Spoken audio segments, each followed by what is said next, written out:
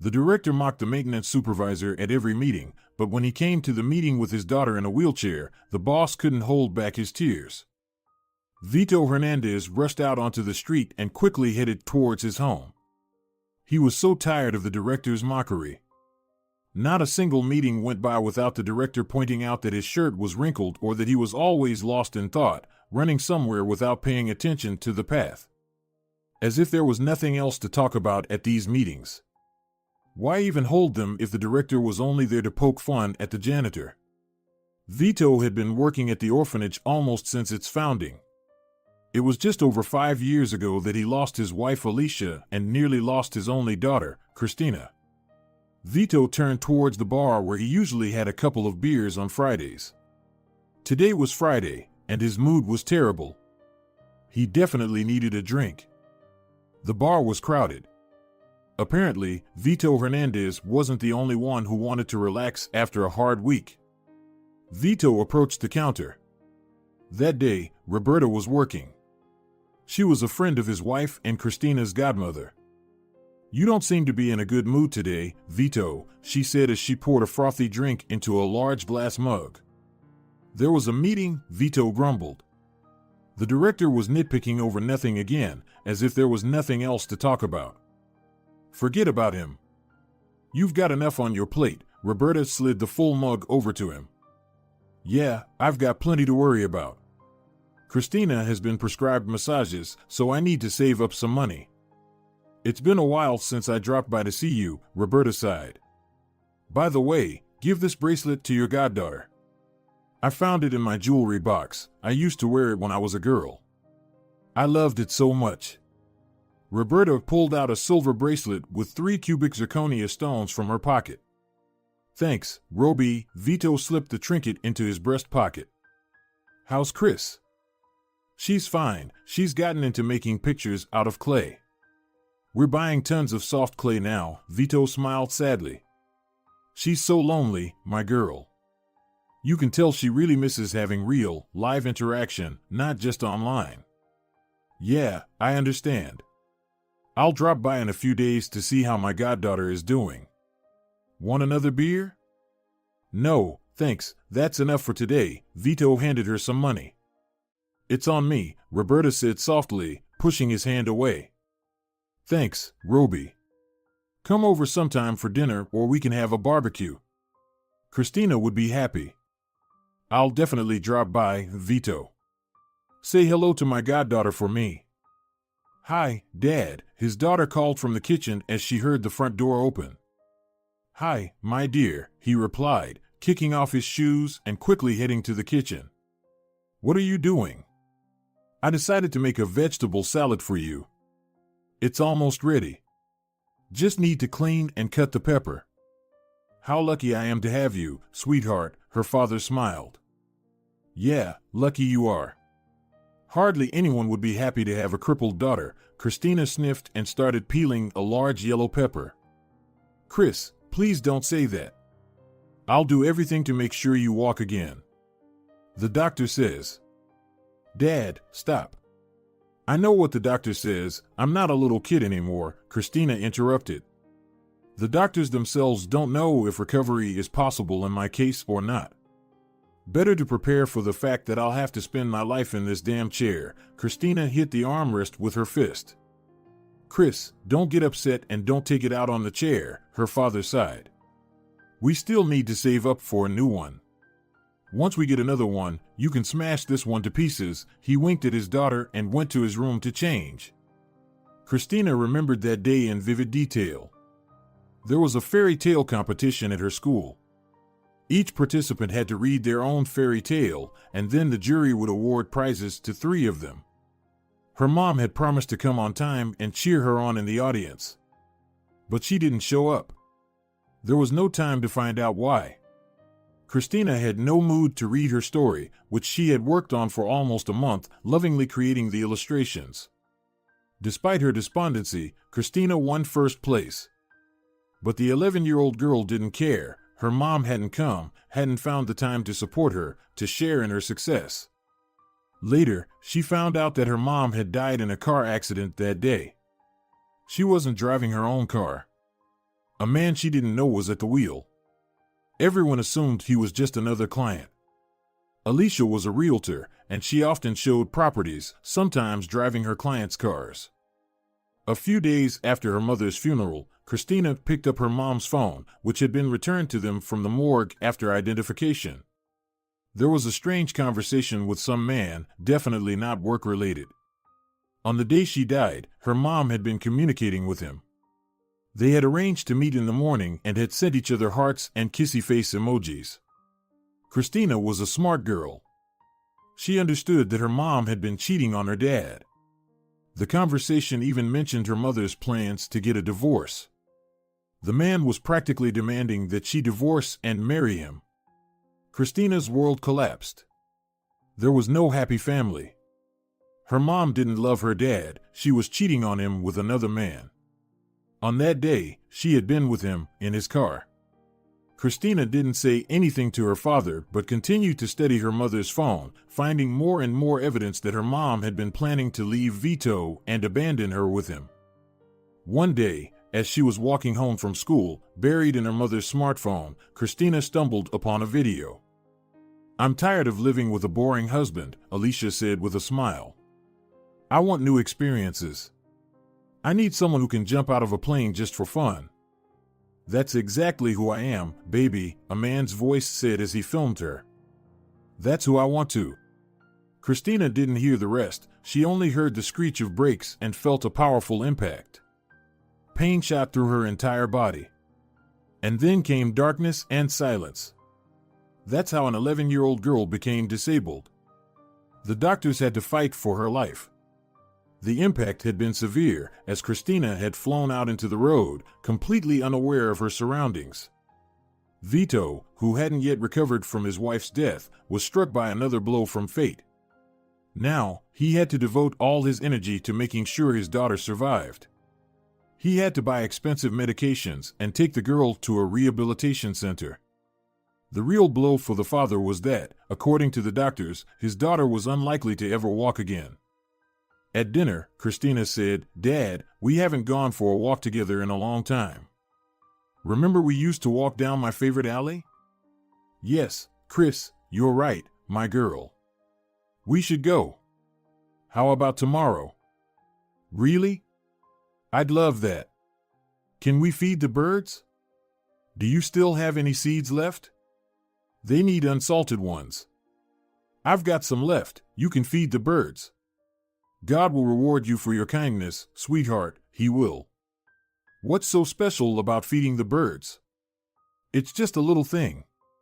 You know, Christina, our whole life is made up of little things, all sorts of trifles, and in the end, it makes up the entire history of humanity." "Dad, did you have more than your usual 2 mugs of beer today?" Christina giggled softly. "You seem to be in a philosophical mood, I see." At 15, Christina Hernandez was wise beyond her years. She read a lot, watched educational films, and always found creative activities to keep herself busy: embroidery, modeling, weaving with paper vines, and she had recently discovered clay pictures. She could spend hours on her latest project. The results were beautiful. It was around 9 in the morning when the father and daughter went for a walk. They had just left the house when Vito's phone suddenly rang. For some reason, it was the director calling. "Yes, I'm listening," Vito answered. "Vito, what the hell are you causing me problems on a Saturday morning for? Hurry to work and bring the key to your storage room. I told you at the meeting yesterday that the radiators were going to be inspected. There's no spare key for your room. Bring it right away." "I understand, Senor Jimenez. I'm on my way." Vito ended the call, put his phone in his pocket, felt the key to the storage room in his other pocket, and turned his daughter's stroller around. "What happened, Dad?" Christina asked, slightly worried. Why was he yelling like an eagle was pecking at his liver, like with Prometheus? "The key, sweetheart. I forgot to leave my storage room key yesterday. And today, the guys came to check the radiators. Andres Jimenez lives to nitpick at me. I'm used to it by now. You do your job well, the kids at the orphanage adore you. What more does he want? Just to be spiteful? I don't know, Chris. Maybe he doesn't know himself. Anyway, we'll hand over the key and continue our walk. Are you feeling okay? Yes, but sometimes it feels like this stroller is about to fall apart, the girl chuckled. Yes, sweetheart. I'm sorry. Dad, what do you have to apologize for? Don't worry, this old thing will serve me a bit longer. I'll try to earn some money. We'll buy another one. Christina, that's not your concern. I'll take care of the stroller. Don't worry, we'll figure something out. But what could the maintenance man of a small orphanage in a small town figure out? What? Andres Jimenez was standing on the porch, talking to a worker. So you showed up, Hernandez, he said to Vito as he approached, speaking to him as if he were one of the orphans. Here's the key, Vito said, trying to speak calmly. The director suddenly stared at Christina. He had never seen her before. Who's this? He asked, taking the key from Vito and handing it to the worker, who immediately disappeared behind the orphanage door. This is Christina, my daughter, Vito replied curtly, moving toward the girl to turn her stroller around. Your daughter can't walk? How long has it been like this? Since she was 11, after she was hit by a car. I'm sorry, I didn't know. The director's voice trembled, and tears glistened in his eyes. Tears in the eyes of this stern man, this man of stone? Impossible. See you on Monday, Senor Jimenez, Vito mumbled as he walked toward Christina's favorite alley. That evening, Roberta dropped by with some homemade treats. It turned into a feast, and Vito even opened a bottle of wine. Dad, I want some wine too. Just a little, Christina said quietly. Vito raised his eyebrows. Just a tiny bit, his daughter smiled. Vito, dear, don't be a grump, Roberta chimed in. Let Chris try the wine. It's very light. Okay, but it's good for her, really. Red wine is good for the blood, and this one is actually quite decent. After dinner, they played a word game. Christina loved this game and often beat her father. Suddenly, the doorbell rang. Are you expecting someone? Roberta asked. No, Vito shrugged and went to open the door. It was a courier. I didn't order anything. This must be a mistake, Vito said, confused. No, the address is correct. The order is from Senor Jimenez. It's for Christina. That's what I was told to say. It turned out to be a brand new wheelchair. It was so advanced, adjustable for height, and the backrest, what a marvel, it was orthopedic. Dad, why did he do this? You said the director doesn't like you, that he's always looking for a reason to criticize or laugh at you. Why would he send us a new wheelchair? I have no idea. We should probably return it. Vito looked at the technical marvel with confusion. Why? Maybe he finally realized he was behaving like an idiot. We should be grateful and accept gifts from fate. God works through other people's hands. Come on, sweetheart, give this thing a try. Roberta helped her goddaughter into the new chair. Wow! It feels like a cloud. Christina exclaimed. It's like I'm floating. My back feels so comfortable. She rolled around the living room. It's awesome. I don't like this, Vito whispered to Roberta. Something feels off. You said you saw tears in the boss's eyes. Maybe our Chris moved him, that's all. Let him do a good deed. Fine, I'll write him a thank you note. But I'll also tell him not to send any more gifts like this. No, I'll tell him I'll pay it all back eventually, down to the last cent. Yes, that's what I'll do. You're such a grump, Vito Hernandez, Roberta chuckled softly. All right, my darlings, it's time for me to go. Chris, sweetheart, be good. Don't drive too fast, she winked at her goddaughter. Okay, Roby, I won't go too fast, Christina smiled back. She looked so happy, as if she'd been told she'd won €1,000,000. Yes, everyone has their own joys. Andres Jimenez sat in his office. His wife and son had gone to visit relatives and planned to stay until morning. He was on his third cigarette in a row. He couldn't get the image of the caretaker's daughter out of his head. Such a beautiful girl, so bright, but unable to walk. No wonder Vito always seemed preoccupied, forgetting things he was told, always in a daze. Probably all of the man's thoughts were about his daughter. As far as the director knew, Vito Hernandez's wife had passed away a few years ago. But he hadn't heard anything about his daughter. Vito wasn't very talkative, never complained about his fate, just did his job, and did it well. Christina reminded him of the past he had tried so hard to forget, but it kept eating away at him, not letting him sleep, eat, or live peacefully. Mia Gomez had been Andres' classmate. They were both 15. On the same day. Andres' mother used to say they were star twins. She had always liked the cheerful, smart, and very neat Mia. On that day, the two of them decided they would always be together. From that moment, they were nearly inseparable. "Andres, I want to be with you forever," Mia once said as they sat on a bench in the old park. "I do too," he replied carelessly. "What could make you leave me?" the girl suddenly asked seriously. "Mia, what nonsense are you talking about? What could make me?" "Maybe if I went crazy," he laughed and kissed her cheek. "Sometimes I get so scared that something will force us apart," Mia said thoughtfully. "Silly girl. Why would we ever separate? We have our whole lives ahead of us. Many, many years. Many happy years." But one day, something happened that divided their lives, especially Mia Gomez's life, into before and after. It happened in the summer. Mia had climbed into her hideout, a treehouse, and was waiting there for Andres. She was preparing a surprise for him. That evening, she wanted to become his forever, just his. Mia lit candles, thick white and red ones. She wanted to create a romantic atmosphere and meet her beloved fully prepared. She poured some olive oil into a small bowl and added a few drops of various essential oils. She had read that such a mixture was perfect for a first night of love. Paper flags, lanterns, and flowers hung from the ceiling, making the setting even more festive. One wrong move by Mia led to disaster. The candle fell. The treehouse caught fire like a matchstick. The oil only made the flames spread faster. The paper lanterns, flags, and flowers caught fire. Mia rushed to the exit. Oh no! The rope ladder was burning too.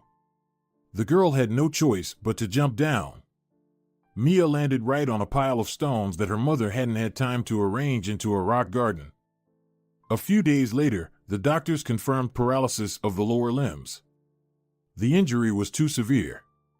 The doctors said there was little to hope for. Mia fell into depression. Summer was just beginning. There could have been so many romantic moments ahead with Andres, but now she was confined to this wheelchair, which would likely be her constant companion for the rest of her days. Andres came as soon as he heard that Mia had been discharged from the hospital. "Leave, Andres, don't torture me," Mia said quietly, pulling away from his kiss. "What's wrong with you?" Andres asked, taking her hand. "I love you and want to be with you. We can't be together. I'm a cripple now, and your life goes on." "Has your life ended?" "Yes, Andres, my life is over. There won't be anything anymore. No dancing, no romantic walks, nothing. Mia, but I'm here with you. Together we can overcome everything. We can't overcome this. The doctors said my chances of recovery are 0, do you understand? Will you date a girl in a wheelchair? I can't go to the club with you, I can't swim in the sea. I can't. Mia, I don't care. I love you," the young man said softly. "I love you too. And that's exactly why I don't want to keep you by my side. I'm incomplete now." "Stop it. Incomplete, incomplete. It's as if you're saying you don't have a head." Mia smiled. For the first time in weeks, she smiled. "You know, I so wanted to have a romantic evening back then, in the treehouse. But this is what happened instead. Mia, everything will be okay. I'll do everything to make you happy. Time passed. Mia Gomez completely withdrew from her class, from school life. She studied remotely, although she was offered to attend classes with her classmates, but she didn't want anyone's pity. She shut herself off, letting only Andres into her lonely life. But he started coming less frequently, citing school and extracurricular activities, and then even less often. And one day, Mia learned that Andres often walked a new girl from their class home. Sometimes she called her friends, whom she considered to be her former ones. They were the ones who told her about it. Andres started coming less and less, calling rarely, almost not texting at all. Mia realized that all his words about eternal love had evaporated like smoke. That's when she did the most terrible thing in her life. On a Friday evening, when her parents went to visit friends and Mia stayed home alone, refusing to go with them, she committed that terrible act. She killed herself. She simply cut her veins and placed her hands in a basin of water. Mia didn't leave any note, she just left this world, and that was it. Andres Jimenez fell into a depression. He didn't leave his house for several days, not even able to attend Mia's funeral. The school was in an uproar. Everyone was talking about Mia and her suicide. Discussions began with the students about how life shouldn't be cut short, that a person has no right to do this, that life should be accepted as it is, and that one should strive to make it better. Andres blamed himself for everything that had happened. He had promised Mia he would always be by her side, but instead, he started dating Lorena Munoz. She was cheerful, she had absolutely no problems, and she fell in love with Andres at first sight and told him so directly. The young man couldn't resist. At first, they just talked, but their relationship developed so quickly that Andres didn't even notice when he ended up in bed with Lorena. Mia Gomez was left somewhere far away, in a past life. Andres still sometimes saw her in his dreams. Almost always the same dream. She was sitting in her wheelchair, looking at him without saying a word. He would approach her, and suddenly she would burst into flames and disappear, leaving only her wheelchair behind. Andres usually woke up from such dreams in a cold sweat and couldn't fall asleep until morning. The overwhelming guilt weighed on him even years later. His son Manuel had already turned 16, the same age he was when Mia Gomez left this world, but her image was still fresh in his memory. He would have loved to forget all these terrible events, but unfortunately, he couldn't. "This is a sign, it's definitely a sign," Andres mumbled, sitting at his desk. "I must help this girl, Cristina, Vito Hernandez's daughter, in memory of her, my first love, Mia Gomez, the girl with light brown eyes and a gentle smile." "Why so gloomy?" asked his wife when she and their son returned home. It took Teofila just 1 second to understand that something was wrong with her husband. "Everything's fine, dear," Andres replied. "All right, tell me when you're ready." "I won't pry," she said calmly, starting to change into her home clothes. "You know, our janitor's daughter is confined to a wheelchair," Andres said slowly. "Really? I had no idea. I told you there must be a reason for his absent-mindedness, and you scolded him and even mocked the poor guy." "I didn't mock him, Teo, I didn't. It's just that Vito is always daydreaming, thinking about something. He has plenty to think about. Imagine how much trouble it must be to care for a disabled daughter. He's a widower, if I remember correctly?" "Yes, his wife died a few years ago, about a year or less before he started working at our shelter." "How old is the girl?" "About 15, I think."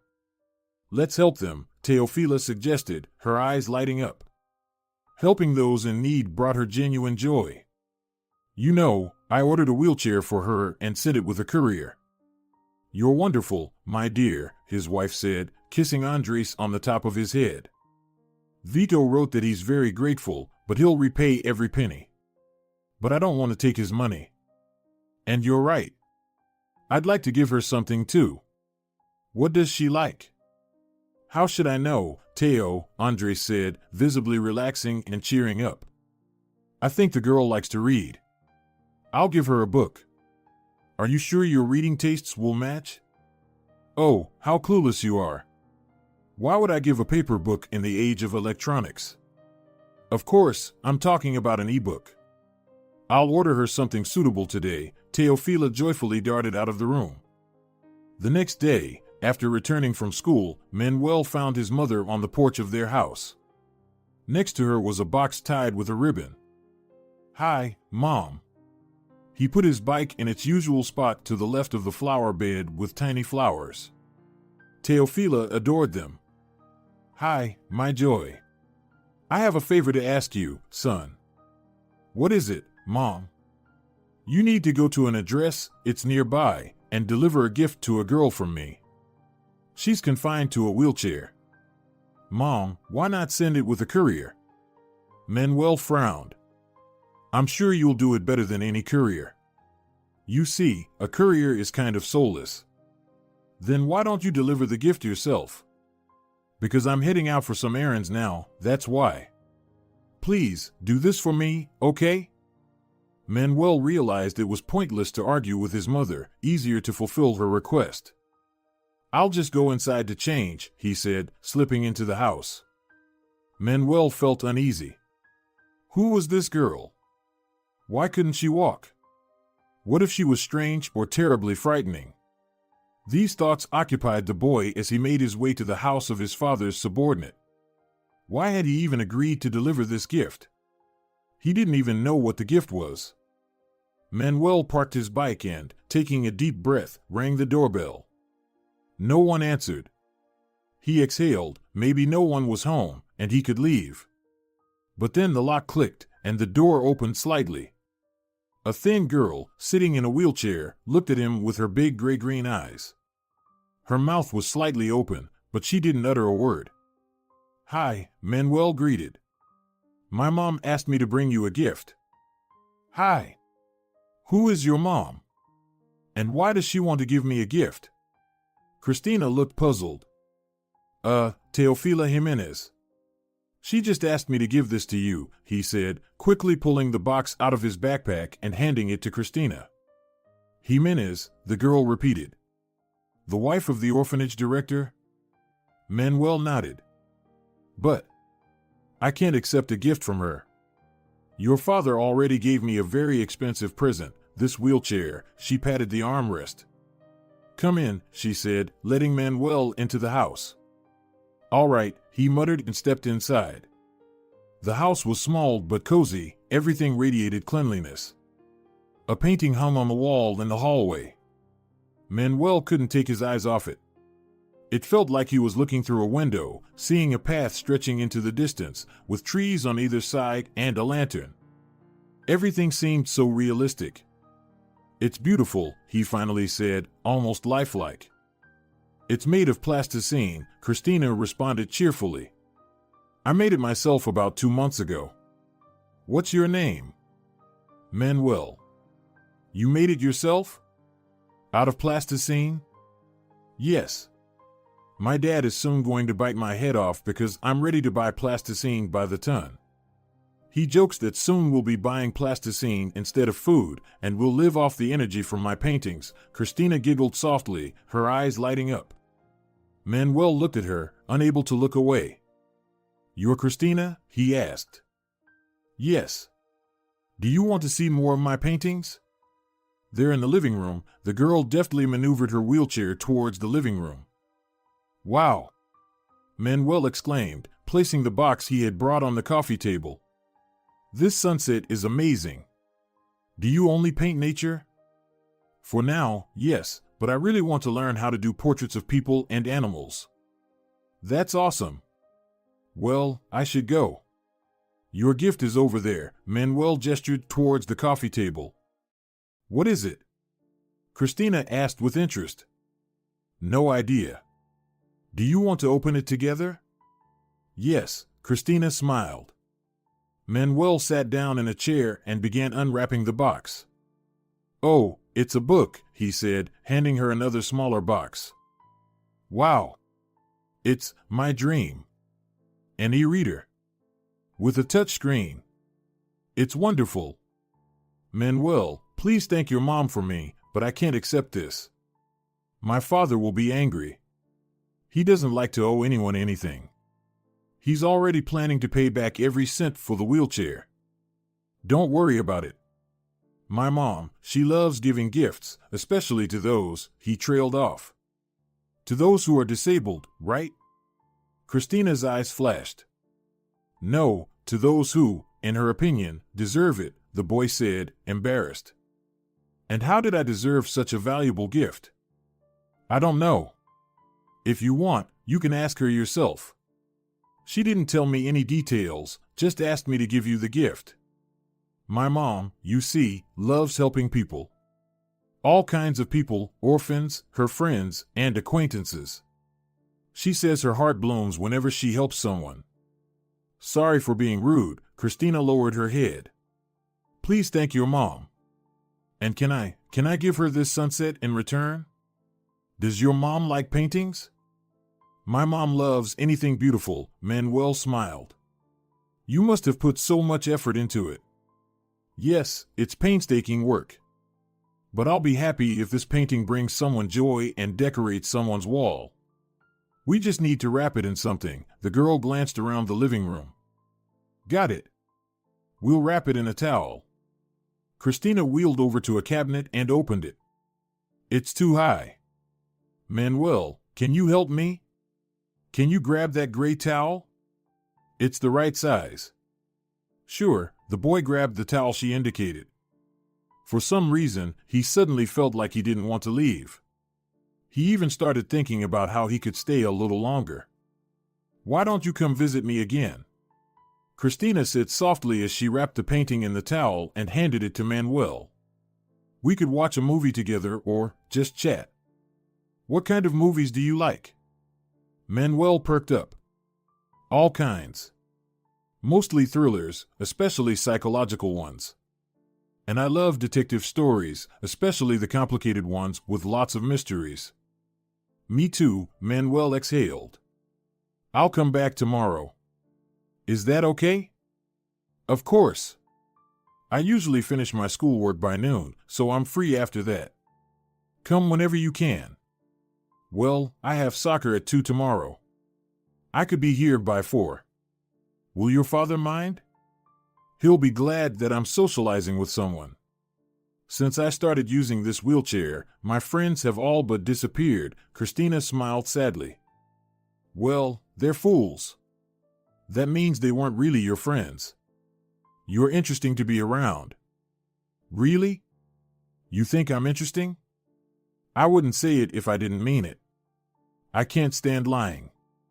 Neither can I, Christina suddenly thought of her mother and her betrayal. From that very day, Manuel had been eagerly waiting to see Christina again. He couldn't quite explain to himself why he was so drawn to this girl in a wheelchair. But with each passing day, it became increasingly clear to him that they had so much in common. They were practically on the same wavelength. They liked the same kinds of books, movies, and music. They were never bored with each other. There was never an awkward silence, and there were no uncomfortable moments. Manuel felt like he could talk to this girl with the sparkling eyes about anything, even the most intimate things. Christina, you are so, Manuel began one day as they sat on the lawn in front of her house, so beautiful. Oh, stop it. What's so special about me? Just an ordinary girl. Although, not an ordinary girl, I'm disabled, sadness filled her eyes, like water filling the cup of a flower. Chris, I don't care that you can't walk for now, he said, looking into her sorrowful eyes. For now? Are you kidding? I'll never walk again, do you understand? You'd better stop coming here, she averted her gaze. Why? Did I say something wrong? Did I hurt you? I didn't mean to, honestly. Chris, Manuel suddenly leaned in close and kissed her right on the lips. What are you doing? Christina looked at him, frightened and confused, but there was an incredible sparkle in her eyes. Manuel had never seen such a sparkle in them before. I just kissed my girlfriend. Will you be my girlfriend, Chris? Your girlfriend? How will you introduce your girlfriend to your friends? Or will you just secretly date her? Why secretly? Do you think I don't want to show you off to them? Although, that's true. I don't want to show you off to them. They might steal you away. Manuel laughed and kissed Christina again. Manuel, there are plenty of healthy girls around you. You'll get tired of being with me. I always need someone's help. I can't go to a club or just take a walk in the park. Chris, understand, I'm happy with you. Those things are so trivial. And I don't even like those nightclubs. But we can take a walk in the park together. Do you want to go right now? In his eyes, Christina read such sincerity and incredible warmth that goosebumps ran all over her body. For a moment, she even thought she could move the tips of her toes. She had never felt that before. I don't want to go to the park. Better kiss me again. She closed her eyes, offering him her face. Manuel entered the house. His parents had already had dinner and were talking in the living room. Where have you been, son? His father asked. Has our boy fallen in love? Maybe, Manuel muttered. And who's the girl? Teofila looked at her son with interest. Well, Cristina Hernandez, Manuel said reluctantly. What? Vito's daughter? Our janitor? Yes, Dad, it's her. Are you out of your mind? She's a cripple. Andres. Teofila placed her hand on her husband's arm. Don't call her that. I'll do everything I can to help Chris walk again. And if that never happens, I'll love her just the way she is. Son, there are plenty of girls out there. They're healthy. I understand Christina is a nice, bright girl, but I don't want to date the flirts from my circle. They don't care about me. They're not interested in me. They just want to date the son of the orphanage director, a respected member of our community, and all that. Christina is different. She doesn't care whose son I am. She just loves me. It's too early to talk about love at 16, son. It's the perfect time, Teofila said dreamily, looking up at the ceiling. Some people might abandon their love just because they're afraid the person isn't in their social circle or has some kind of defect, but that often doesn't end well.